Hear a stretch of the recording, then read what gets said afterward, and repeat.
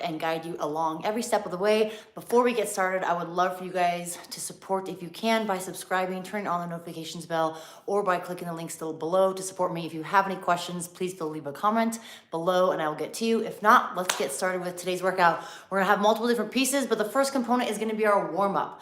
On our warm-up, we're gonna do an 800-meter run. If you don't have a course marked out for you, you have a couple different options. You could run out 2 minutes and then run back 2 minutes. That will be around 4 minutes of running, almost around 800 meters. If you're on a treadmill, that would be half a mile. If for whatever reason you're not able to run, then you could substitute a row for 1,000 meters or get on the bike or some sort of bicycle like a Concept 2 and you could spend 4 minutes biking. That's gonna be our warm up. For mobility, we're gonna come down to the floor and we're actually gonna start with a standing straddle. A standing straddle, your feet are gonna be outside your shoulders significantly, feet parallel to each other. You're gonna hinge from the hips, push your butt back, and you're gonna walk from your left, center, right, back to the center. You can also stay static, meaning if I'm in this position, I can just hang from my hips, let my back round, and just spend 1 minute kind of shifting my weight back and forth. We're meeting 1 minute for every stretch today, excuse me. Then you're gonna come down to the floor, and we're gonna do a butterfly. Soles of the feet are gonna be together.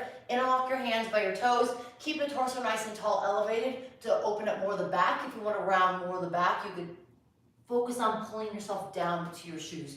Hold again for 1 minute. Then we're gonna flip over to child's pose. Toes are gonna be together, knees apart in a V, and we're gonna do this with bent arms. We're gonna walk the arms forward, rotate palms face up, bend at the elbow, hands come together to the base of the neck, traps.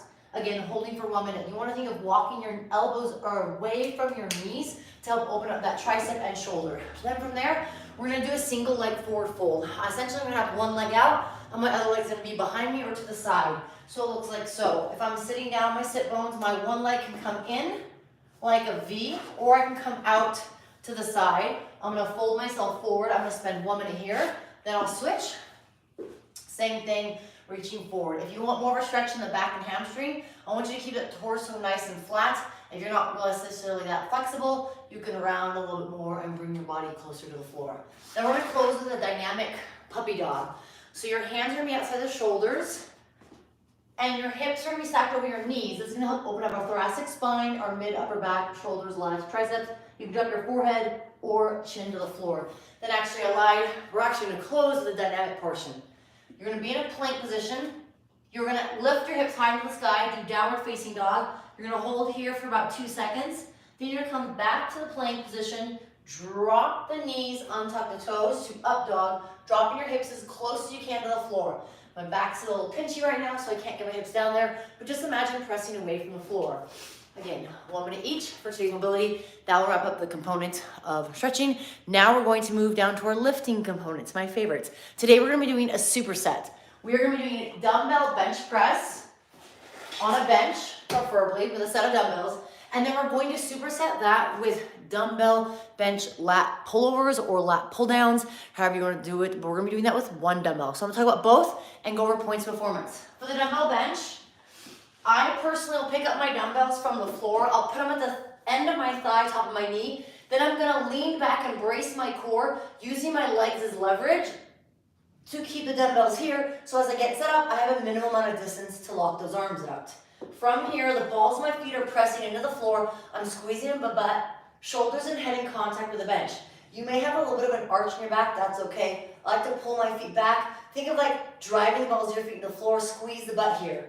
Dumbbells are at a 45. I'm gonna bend my elbow, lower the dumbbell to my chest, and then lock out the arms. There are different ways to perform, but for today I want arms at a 45, or hands at a 45. So you're targeting the triceps, chest, pectorals. Once you're finished, you're then gonna rotate. So we're doing 8 repetitions, you'll rotate palms face each other. You can bring your knees back up, bring the dumbbells to the thighs, and then sit up. So you'll perform 8 reps. Then you're gonna go straight in to that bench or lat pullover. I'm gonna rotate the bench so you guys can see. One dumbbell, I always get it elevated on my bench. I'm gonna drop my hips on one side. My mid-back rib cage is going to be on top of the bench. Then I'm gonna drop my hips and I'm gonna start with my dumbbell overhead. Very important here to make sure you have a solid grip on the dumbbell head. I'm demonstrating with a light dumbbell, but as it gets heavier, you need to make sure you have good contact point on that dumbbell head. So I relax here, arms are relatively straight. I'm gonna lower my arms behind me, dropping that dumbbell to the floor. If you have very tight shoulders and this causes a little tightness or pinching the shoulders, you can always bend the elbows. That's gonna target a little more of the triceps, and you might be able to get a little more range of motion. Notice that I'm really tight, so my hips came up. I wanna think of dropping my hips as I perform this exercise, or keeping them lowered. So here, a couple reps will look like so.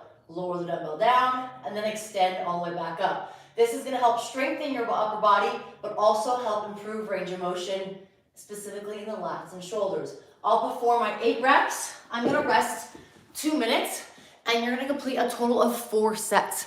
So for today's workout of the day, in terms of the lifting component, it's that superset of the dumbbell bench, and then the dumbbell lat pullover on that bench. Once you wrap that up, we'll move to our conditioning piece. You're gonna need 2 implements. You are going to need a rower and a set of dumbbells. So I'll move these over.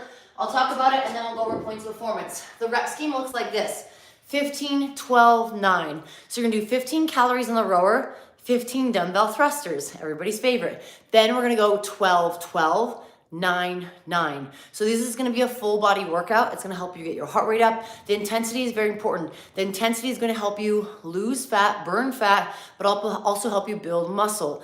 The high intensity will elicit that within your body. So let's go over points of performance for this workout. You'll need a rower. This is a Concept 2 rower. I talked about rowing technique in the previous workout of the day. So I'm just gonna touch base on a few key points here. The rower that you get set up, you always want to make sure that your foot position is balls of the feet on the ridges, so that as you tighten the straps are the end of your laces. This not only gives you a good position to in the catch position, which is the starting position, but it also allows you to have a good drive position away. I mentioned thinking legs, arms, legs, but something also to think about is not that you're just pulling with the handle, but then you're pushing with your feet.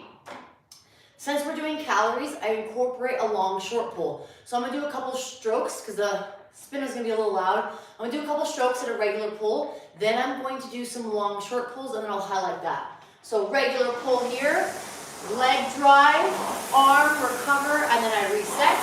Again, this is the catch position here.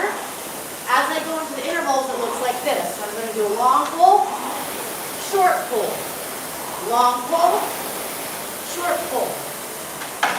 The reason I do that short pull is, one, it helps me accrue more calories and meters, but also it gives my body a break. If I'm using a lot of my quads in the rower and my quads are fatigued, because they might get fatigued from the dumbbell thrusters, I want to make sure that I'm giving them a break. So to do so, I'll do that short pull where I hinge my hip, use more of my hamstrings and more of my back.